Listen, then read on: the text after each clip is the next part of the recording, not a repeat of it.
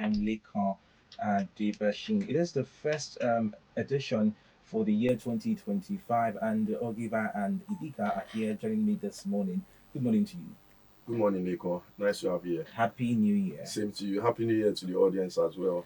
And so we're looking into investment this year, and you know, with inflation hitting a staggering 34 points, 60% in November of 2024.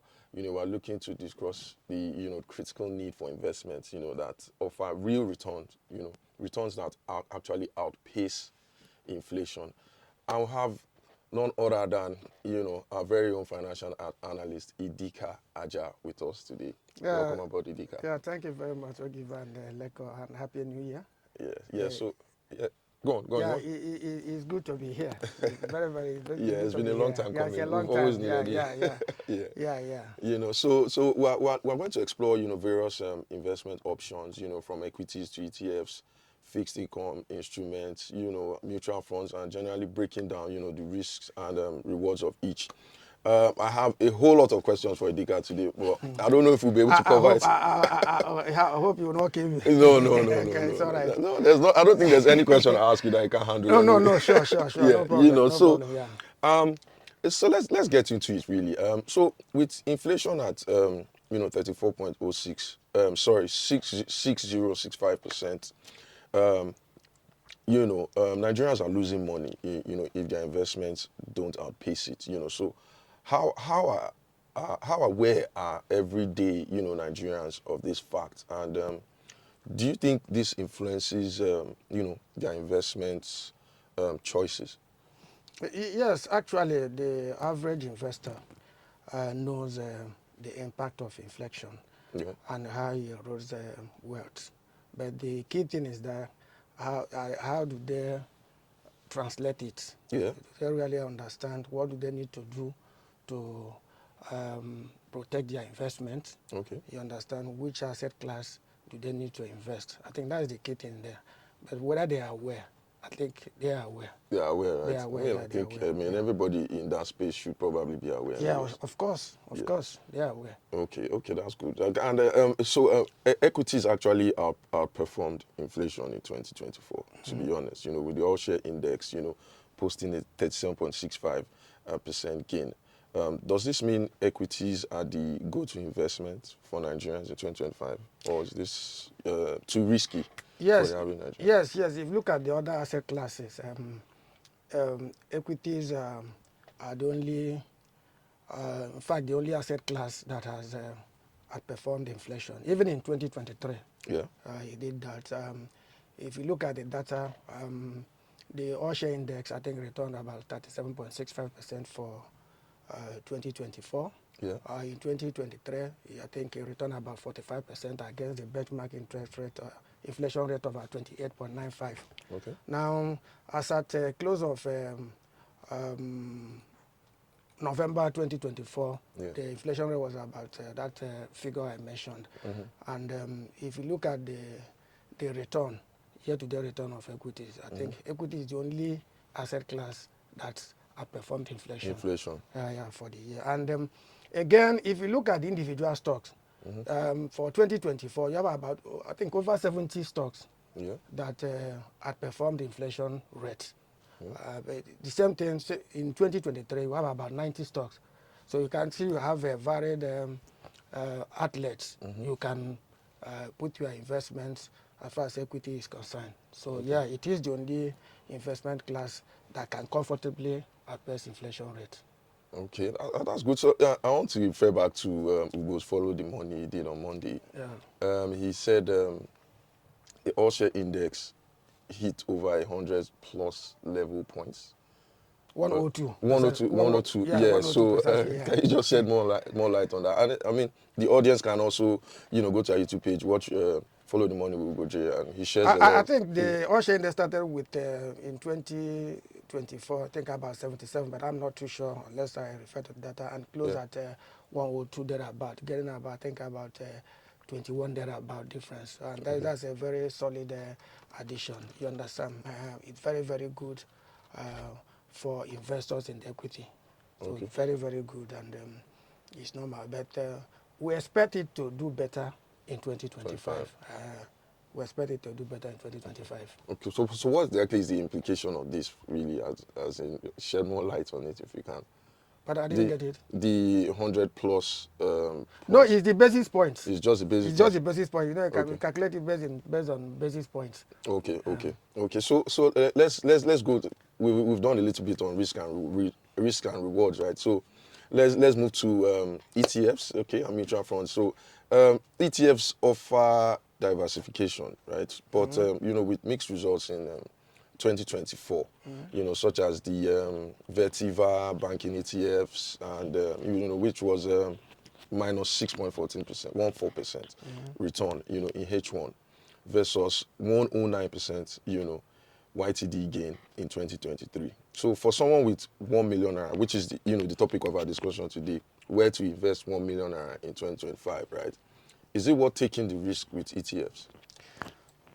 Well, one, let me just classify this. Before you do any investment, there are key things you have to understand. Okay. And first of all, you have to define yourself.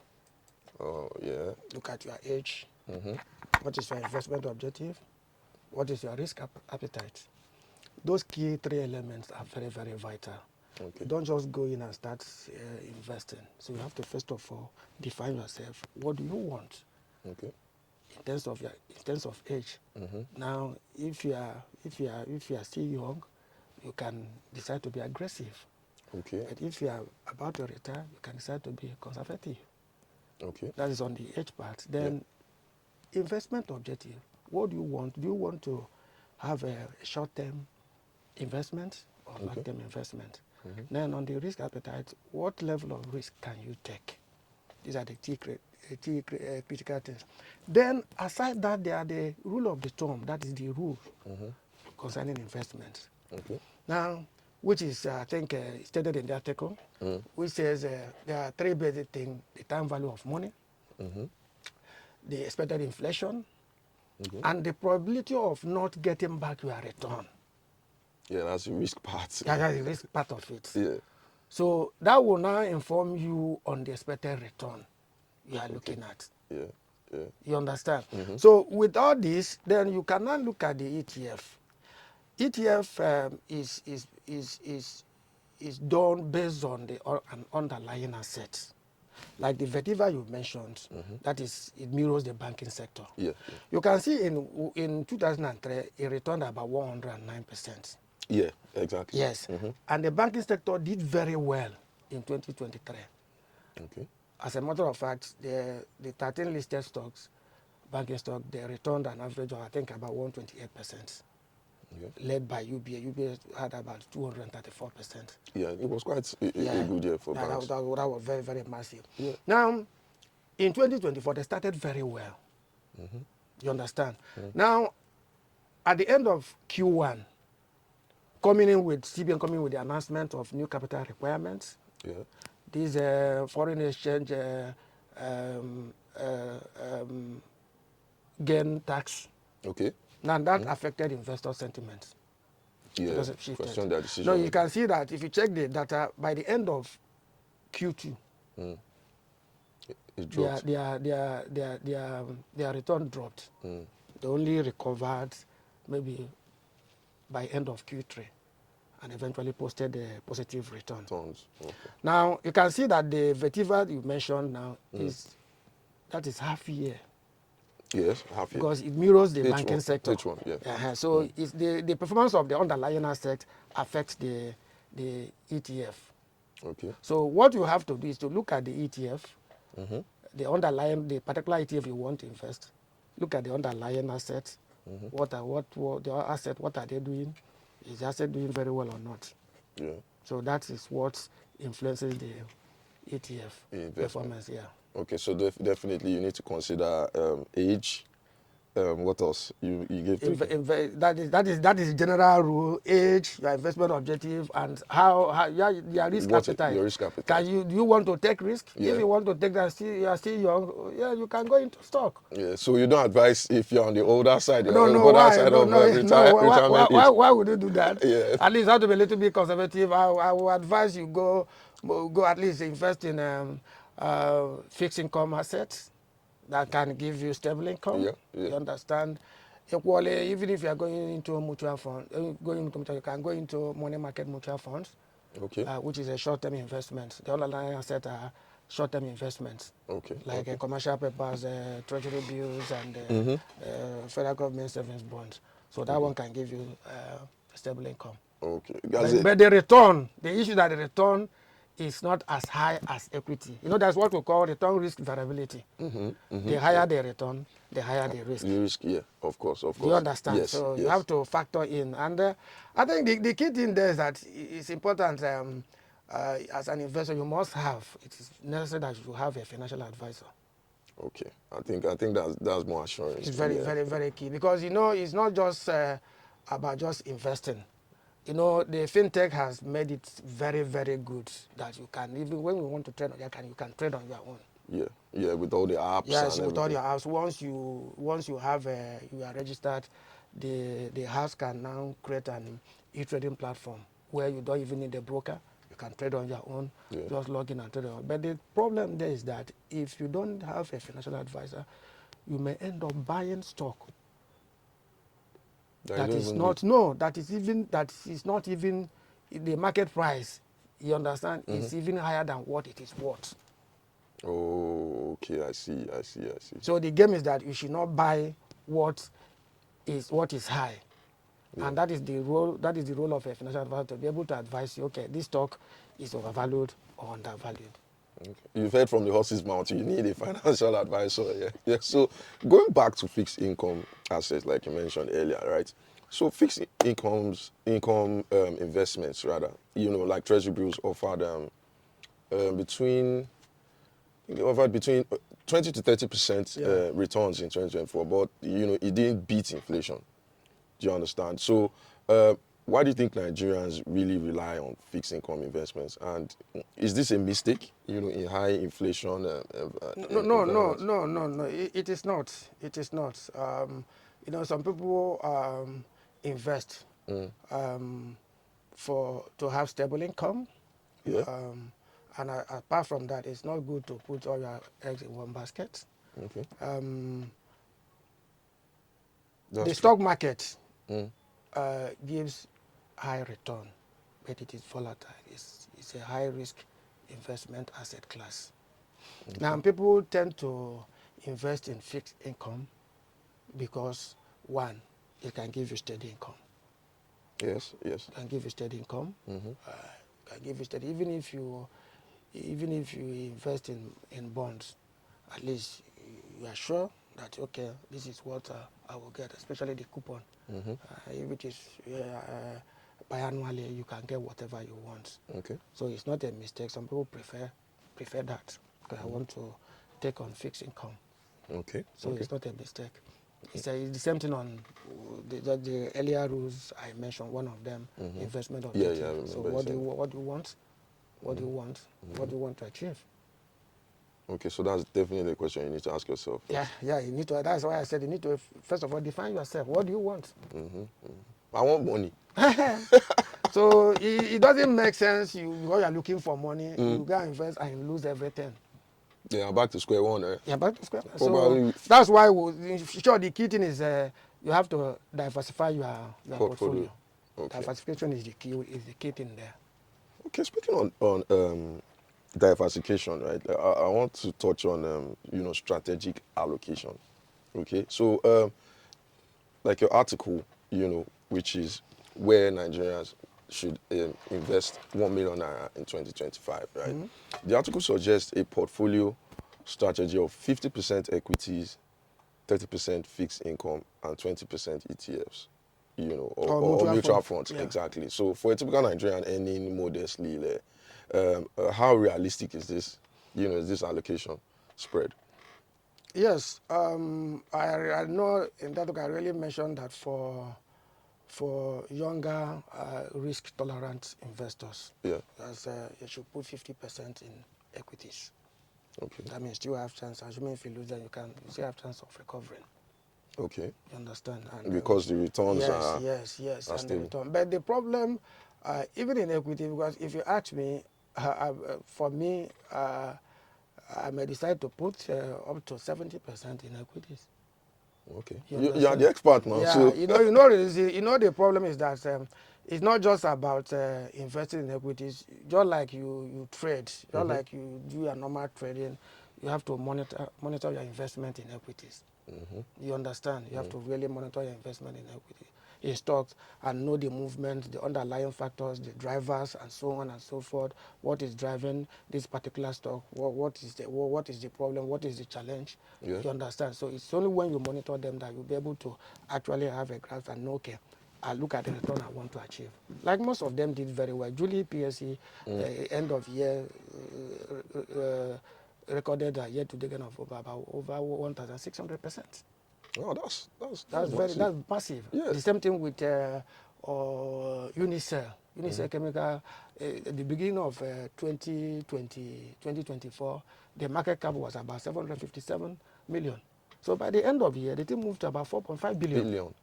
That is That's massive, massive, massive, massive. giving you a year-to-date gain of close to 500%. Oh, that's massive, So though. what I'm saying is that you really need to monitor your investment for you to actually achieve that. Maybe assuming if you put 50%, the key thing is monitoring. Yeah. You understand? Remember, we are not even talking of the dividend aspect of it. You understand? This is just the capital gain aspect of it. Yeah. And there's what we call dividend investment strategy, which you can equally adopt. Okay. Look at when where a company is about to pay dividends. You understand? Look at the closing debts. You understand? Yeah, yeah. You can move funds there. There. So once dividend When comes out, dividend is paid, you move back. you move back. Yeah, that's smart. You understand? Yes, So yes. that's why I said it requires active monitoring. If you cannot do it, then you have to get an investment financial advisor to help you. I think with what you've even said, I'd rather have both. I'll do a lot of monitoring and still work with the financial Yeah, sure. advice. Sure. That would generally give me some more accuracy in my decision making. Yeah, sure. Okay. But the only thing is that regarding the investment in stock, the stakeholders, the ecosystem has to do a lot, especially the houses. Yeah. You understand? Being able to at least attend to investors Yeah. promptly. Like if I want to move my stock from house A to house B, it should be seamless. Yes, it should be. There shouldn't be any hiccup. Okay, maybe frustration here and there. Okay, because I want to move my stock from house A to house B.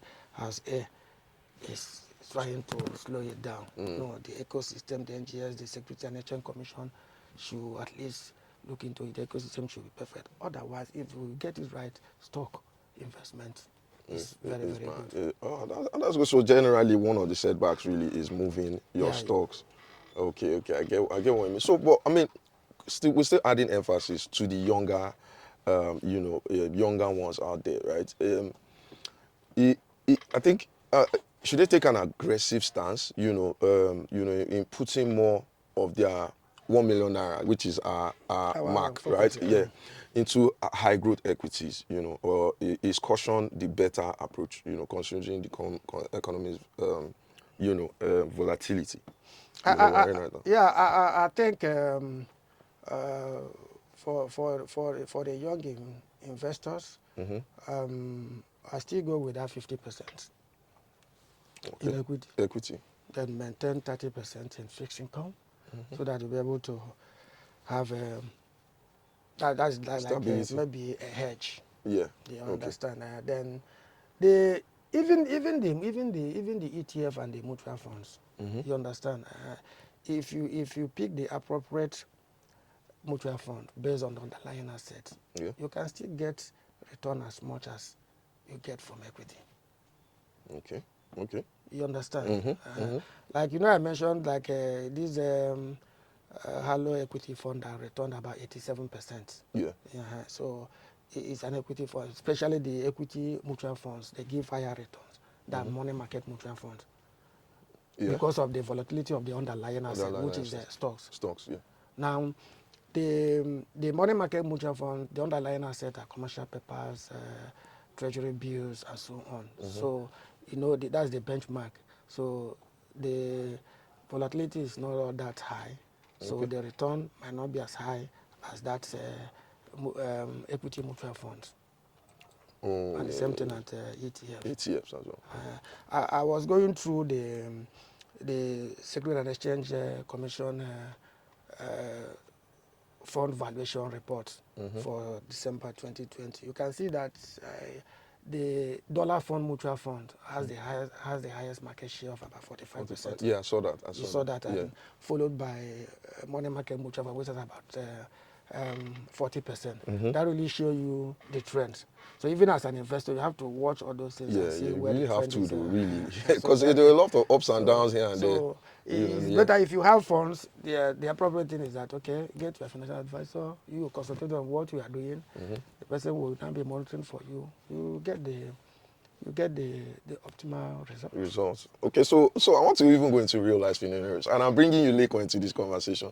Right. I know it's been quite technical, right? We just had to bring him here, so at least so we all know where and how to invest, right, in 2025. So if you were offered $1 million today, Leko, where would you invest it and why? So the reason why I'm doing this here, so let's say we have a financial advisor here in Idika, right? Let me hear. So you let us know, then we'll see how we can advise you. Listening to what he has said, I believe that aggressive approach, because I'm still young, that aggressive approach might be what I would, go into, invest in equity and see, But of course, I would also listen to all of the things he has said and go by all of those requirements, understand why I'm investing, what I want to get from, that investment and all of those things. But I think if I'm giving $1 million right now, which I believe that Ogiva would do after this this conversation, you give me $1 million so I can actually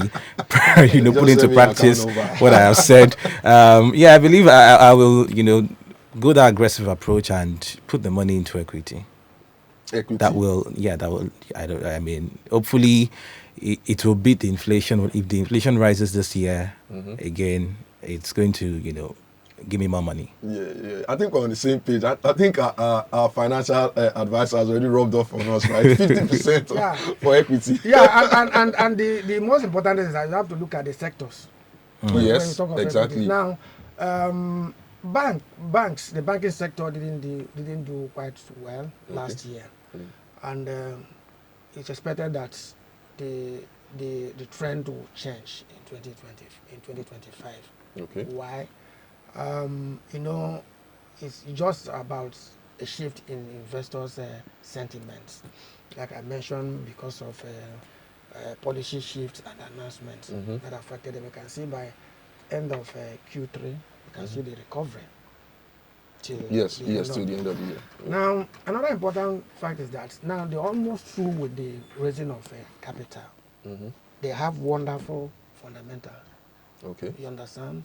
Results, balance sheet is okay, good return earnings, unlike the consumer goods sector. You understand? So now, again, if you look at, let me divert. If you look at the budget bill, 2025 budget bill, which looking at running a deficit of about 13 trillion, mostly going to be funded through borrowing, both local and international. At least, of course, the bottom line is to have an impact on the financial sector. I think I did an article on that. It has an impact on the financial sector.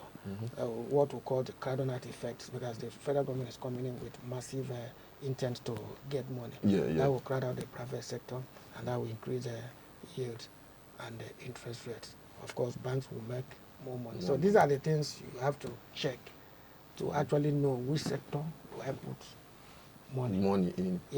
And the banking sector, they have been steady in dividend payments. I remember Ugo mentioned that. Some of them even pay both interim and final dividends.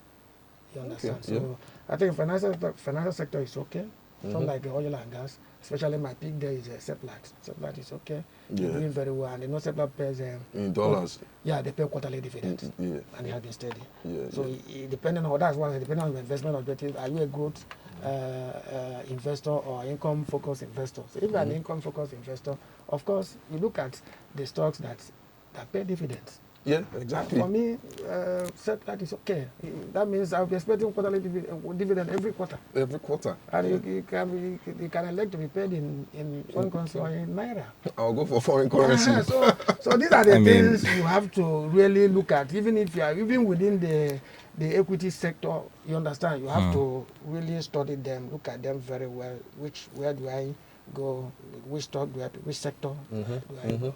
The consumer goods sector. Because of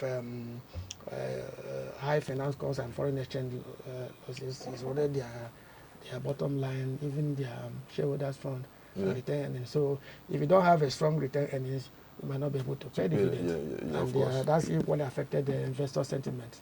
So definitely you should be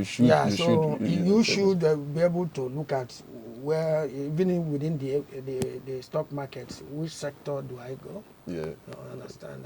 And the key important thing is that you must not buy what is less than its value. Okay. I'm sorry. How can you identify, or how can you know exactly if something is less than, the market value? How do you? What are the indications, or what are the indices that you look at? That would require is a little bit. That's what we call intrinsic value. Okay. Yeah, intrinsic value is different from the market value. Now the shares they quote, maybe this is trading at 45 naira, for instance. Assuming I think Seplat is trading at last time at 5,700. That's what it closed for the year. That is the market value. Okay, market value. That is the market value. Now, for you to know whether if I buy at 5,700, is it undervalued or overvalued? That is where the intrinsic value comes in. Okay, so you have to bring that in there. No, the intrinsic value, there are a lot of calculations. Okay. You understand? An ordinary investor might not be able to do it. So that's why you need professionals to now be able to do it. The intrinsic value is calculated based on the cash flow. Okay. You understand? Based on the cash flow, you look at the cash flow, discount them, you understand, to actually have the real worth of the share. So if the market price is higher than the intrinsic value, it means that the stock is overvalued. Overvalued. Okay, and then it comes with some risk, right? Yes, that means you are buying the stock at a high price. So that's just the meaning. So that's why it's always good to determine the worth of what we are buying. Okay. It's so sad. Right? I have so many more questions. We are running out of time, right? At least if you want to go into equities. With the 1 million naira you give me, right? Yes. I've told you to send me your account number. Don't worry. So it's so sad, time is against us now, guys. But please, you can catch up with us on our YouTube page and Spotify. And obviously on the Nairametrics website, you follow Idika Aja. He does a lot of financial analysis and advice, towards investing. And it's good to be back in the studio, guys. And definitely we look forward to seeing you next week. Thanks for being here again, Lekon, as well. Thanks for coming here. Thank you. I appreciate that. Thank you. Yeah. Thank you. All right. Thank you so much for joining us.